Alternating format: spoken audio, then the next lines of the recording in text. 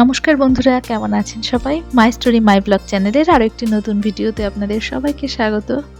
এই যে দেখছেন পনিরটা ছুরি দিয়ে কাটছে, এটা আমার মেয়ে কাটছে।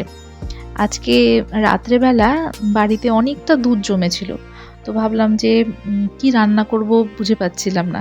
তো ভাবলাম যে তাহলে দুধগুলো দিয়ে পনির বানাই, আর তারপরে একটা পনিরের তরকারি করা যাবে। তো অনেকটা পনির হয়েছে, তো যেই আমি কাটতে যাব তো আমার মেয়ে চলে এসছে রান্নাঘরে। আর এখন সব কিছুতেও এখন কাজ করতে যায়, তো বলছে যে মা আমি পনির কাটবো। তো ওর একটু শখ হয়েছে যেহেতু কাটতে দিলাম। সব কিছুতে আবার বাচ্চাদের মানা করলে চলে না, ওদের শখটা পূরণ করতে হয়, না হলে আবার মন খারাপ হয়ে যায়, আর পরবর্তীতে আবার কাজের ইচ্ছেটাও থাকবে না। তার থেকে একটু একটু করুক, এক্সপিরিয়েন্সও হবে।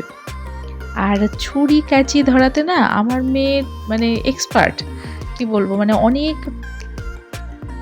ছোট থেকেই ও কাঁচি ধরে। কাঁচি দিয়ে কাগজ কাটা, তারপরে কাগজ কেটে কেটে যাই হোক এটা ওটা বানায়, আপনারা তো দেখেনি। তো ওর আর উল্টো করে কাঁচি ধরবে, কিন্তু কখনো ওর কাঁচিতে কখনো হাত কাটেনি, এত যে কাঁচি দিয়ে কাটাকাটি করে রেগুলার, তো ছোট থেকেই করে, কিন্তু হাত কাটেনি।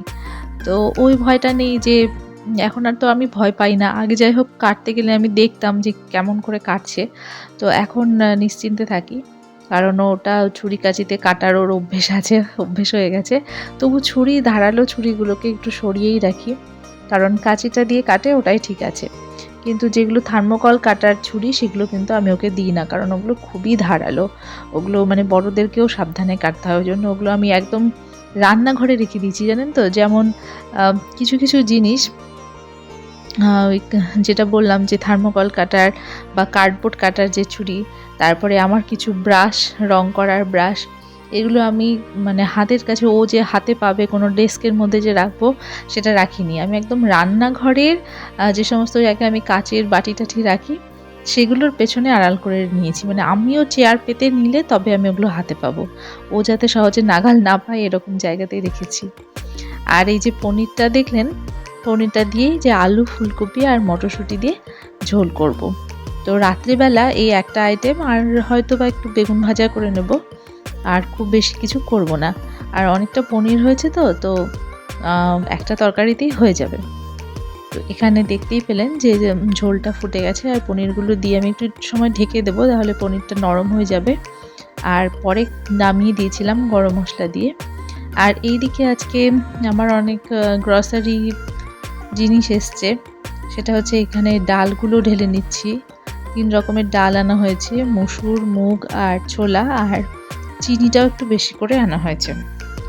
তো সব কিছু এখানে কৌটোতে ঢেলে নিচ্ছি। তো আজকে রাত থেকে ভিডিও শুরু করলাম, ভাববেন হয়তো যে রাত করে তো ভিডিও সেরকম করি না। তো রাতের এতটুকু ভিডিওই আপনাদের সঙ্গে শেয়ার করব। তারপরে আবার কালকের সকাল থেকে কি কি কাজ করছি সেগুলো আপনারা দেখতে পারবেন। মানে লাস্ট কয়েকদিন হলো এত আমার মানে ভিডিও দিতে গ্যাপ হয়ে গেছে, ভাবার মতন না। ওই জন্য আজকে রাতে আমি একদম ভিডিওটা যদিও করা ছিল, কিন্তু এডিট এবার রেকর্ডিং করে ভোরবেলায় পোস্ট করে দেব। কারণ আমার খুব গ্যাপ হয়ে যাচ্ছে, এত ব্যস্ততার মধ্যে আমি আছি, বা এনার্জি লেস, সেরকমভাবে ভিডিও বানানো হচ্ছে না।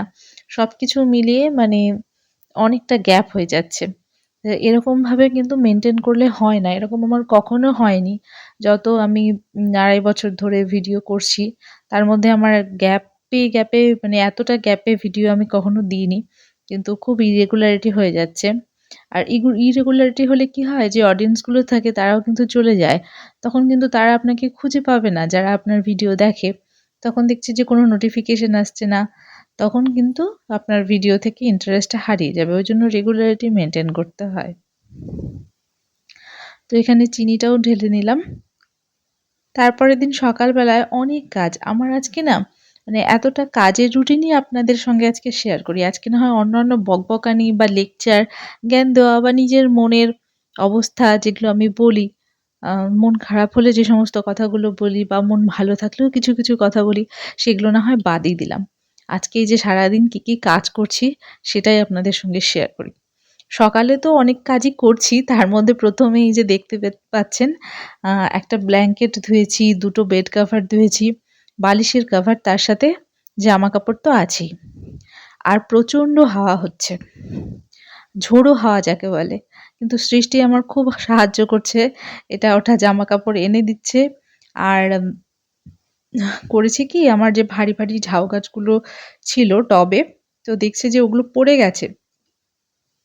তো একবার তুলে রেখেছে, তারপরেও দেখছে যে পড়ে যাচ্ছে যখন, তখন ওগুলোকে আস্তে করে শুইয়ে রেখেছে, নামিয়ে রেখেছে, যেটা আমাকেও করতে দেখে। তো এই জিনিসটা আমি জানি না, আমি যখন এই যে পরে এসেছি ছাদে কাপড় মেলতে, তখন দেখলাম ঝাউ গাছ দুটো শোয়ানো। তার মানে এরকম কেন রে, পড়ে গেছে? বলছে না, পড়ে গেছিল, কিন্তু পরে আমি আবার তুলেছিলাম, তো পড়ে যাওয়ার সম্ভাবনা আছে জন্য আমি আবার শুইয়ে রেখেছি। আমি বললাম, বাহ, ভালোই বুদ্ধিমানের কাজ করেছো। আবার এই যে এখানে এসে সোফার মধ্যে শুয়ে পড়েছে। আর এখন আমি আবার এই জানলাটা পরিষ্কার করছি। আপনারা হয়তো ভাববেন যে প্রতিদিনই কি জানলার শেলফ নোংরা হয় নাকি? মানে দুদিন পর পরই এরকম করে হয় সার্ফ দিয়ে, সেটা না। এই জানলাটা আজকে আমি করছি। অন্যদিন যেটা করেছিলাম আগের ভিডিওতে দেখেছিলেন, সেটা আরেকটা জানলা ছিল। একদিনে সবগুলো নিই না, জানেন তো? আমি সবসময় আপনাদের বলি যে আমি একদিনে খুব চাপ নিই না। হয়তো একটা জানলা, দুটো জানলা করলাম, আবার দুটো জানলা অন্যদিন করলাম। তো এরকমভাবেই পার্ট, পার্ট করে করি। আর এই যে এই গ্লাসটাও আজকে পরিষ্কার করে নেব। ওই দিকটাতে কি হয়, এখনো দেখছি সকালের দিকটাতে কুয়াশা পড়ছে। ওইজন্য বাইরের দিকে যে গ্লাসটা থাকছে ওটা তো ভিজে থাকছে। তো ওইজন্য যদিও আমি আজকে কলিন দিয়ে ভালো করে গ্লাসগুলো মুছেছি, কিন্তু যতদিন ওই কুয়াশার জিনিসটা থাকবে ততদিন কিন্তু গ্লাসের মধ্যে একটা ওই জল, জল ভাব থাকবে। অতটা ভালো চকচকে হবে না। আর এখন না এই যে হাওয়ার সঙ্গে, সঙ্গে প্রচণ্ড ধুলো উঠছে। ঘরবাড়িতে আবার সেই মানে ধুলোর রাজ্যে পরিণত হয়ে যাচ্ছে। যবে আবার একটু বৃষ্টি হবে, তখন যেই ধুলোটা থামবে। এখন আবার সেই ধুলোর শুরু হয়ে গেল। মানে শীতটাও শেষ হয়ে যাবে, আর একদম ধুলো ঝড়। বাইরে সবাই দেখছেন এই যে জামা কাপড় অন্য বাড়ির ছাদে মেলে দিয়েছে, সবার কাজকর্ম শুরু হয়ে যাচ্ছে। আমরা সব হাউসওয়াইফরা এরকম, মানে সকাল থেকে নিজের নিজের কাজে সবাই কিন্তু ব্যস্ত হয়ে পড়ি। তো এই যে সোফাটাও এলোমেলো হয়ে আছে, এই সুযোগে আমি সোফাটাও আবার একটু গুছিয়ে নিচ্ছি। তবে একটা জিনিসে কাজের ক্ষেত্রে কিন্তু এখন একটু সুবিধে হয়েছে, সেটা হচ্ছে বেলাটা একটু বেড়েছে। আগে যেমন ৫টার সময় সন্ধে হয়ে যেত, ৫:৩০টার সময় তারপরে সন্ধে হয়ে যেত। এখন কিন্তু ৬টার দিকে সন্ধে হচ্ছে, মানে সন্ধেবেলাটা। আবার ভোরবেলাটা আ একটু তাড়াতাড়ি কিন্তু সকাল হয়ে যাচ্ছে। মানে আমার ক্ষেত্রে যেটা দেখছি, শীতের দিনে কি হয়? উঠতে ইচ্ছে করে না। তো এখন দেখছি যে রোদ উঠে যাচ্ছে সকাল, সকাল। ওইজন্য মানে আলো ফুটে যাচ্ছে। তো তখনই ঘুম ভেঙে যাচ্ছে। আবার সন্ধ্যেবেলা ওই দিকটা টাইমটা পাচ্ছি। দিনের পরিমাণটা একটু বেড়েছে জন্য কাজ করে আরাম পাওয়া যাচ্ছে। তাছাড়া শীতের দিনে কি হয়? বিশেষ করে আমার যেটা কন্ডিশন, সেটা হচ্ছে আমার হাত পা গুটিয়ে বসে থাকতেই ভালো লাগে। একটা চাদর নিয়ে বা ব্ল্যাঙ্কেটের তলায় মানে কাজকর্ম হয়ে গেল, গুটিয়ে বসে থাকলাম। থাক কাজকর্ম পরে করব। ঠান্ডার মধ্যে কি আর করা যায়? এরকম ভেবে, ভেবে আমার ঘরবাড়ি একদম নোংরা হয়ে আছে। তো এখন যেহেতু ওয়েদারটা একটু ভালো, মানে অতটা ঠান্ডা নেই, কিন্তু তবু ঠান্ডাটা কিন্তু আছে। যেহেতু ওই যে ঝোড়ো হাওয়া দেখলেন, তো ওইজন্য রোদ উঠলেও প্রচণ্ড ঠান্ডা আছে। ওইজন্য আমি সোয়েটার এখনো পরে আছি। আর এই সময়টা আমি সাবধানেই থাকি। কারণ দেখবেন শীত আসার সময়টা, আর শীত যখন চলে যায় গরমের শুরুতে, তখন কিন্তু বাচ্চাদের বলুন আর বড়দেরই বলুন, শরীর খারাপ করার সম্ভাবনা বেশি। জ্বর, সর্দি এগুলো থাকে। মানে আমরা বেশি সাহসী হয়ে যাই। হঠাৎ করে একটু রোদ উঠলো, ঠান্ডাটা কমে গেল, তখন সোয়েটার পরা ছেড়ে দিই। তো তখন কিন্তু আমরা আবার অসুস্থ হয়ে পড়ি। আমাদের এই সমস্ত জায়গাতে এটা হয়। মানে একটু গ্রামাঞ্চল টাইপের জায়গাগুলোতে, যেখানে অতটাও পলিউশন নেই, সেখানে ঠান্ডাটা কিন্তু এখনো থাকবে। আর পলিউটেড এরিয়া যেগুলো শহরতলি, সেগুলো কিন্তু গরম অলরেডি তারা মানে ফিল করতে পারছে গরম। তো আমাদের এখনো যদিও আ গরম অতটা পড়েনি, কিন্তু রোদে গেলে বেশ ভালো আরাম লাগছে, আর খুব বেশি সময় রোদে আবার থাকা যাচ্ছে না। আর এখানে দেখুন কতগুলো কাগজের টুকরো বেরোলো, এগুলো কেচি দিয়ে আমার মেয়ে কাটে। তো যত তাড়াতাড়ি সম্ভব আমি এগুলোকে সরিয়ে ফেলার চেষ্টা করছি, কারণ এগুলো দেখলেই ও আবার বাছতে চলে আসবে যে এর মধ্যে তুমি কোনটা ফেলে দিচ্ছ না দিচ্ছ। আর আমিও ফেলতে চাই না, মানে যতটা একদমই নোংরা না হলে সেগুলো আমি একটু গুছিয়ে রাখার চেষ্টা করি, যে থাক ও তো এগুলো নিয়ে খেলে। তো সবকিছু ফেলি না। কিন্তু আবার কিছু, কিছু জিনিস না মানে না ফেলে দিলেও হয় না। তাছাড়া বাচ্চারা মানে জঙ্গল করে রাখবে, অনেক খেলনা হয়ে যায় কিন্তু বাচ্চাদের। আর এই সমস্ত কাজ করলে তো কথাই নেই। আর এখানে সকালবেলা একটু পড়াশুনো করেছি, আবার এখানেও কাগজ কেটে কেটে দেখুন কেমন টুকরো করে রেখেছে। বক্স নিয়ে এসছে দুটো, তো এগুলো যাই হোক ডাস্টবিনে আমি ভরে দিলাম। আর শতরঞ্জিটা এখন গুটিয়ে নিই। তবে এই সমস্ত জিনিসগুলো বাচ্চারা যদি করে না, তাদের কিন্তু ক্রিয়েটিভিটিটা বাড়ে। মানে কি করলে কি করা যায়, ও এই জিনিসগুলোও শিখেছে ওই মোবাইলেও দেখে। অনেকে মাটির পুতুল তৈরি করে, মাটির ঠাকুর দেবতা তৈরি করে। তো সেই জিনিসগুলো আম ওর দেখতে পছন্দ করে। তারপরে দেখবেন এবার আমরা ওকে বলেছি যে, "তোমার তো জন্মদিন আছে সামনে, তো এবার জন্মদিনে তুমি কি গিফট চাও?" তো বলে কি, "আমাকে এঁটেল মাটি এনে দিও।"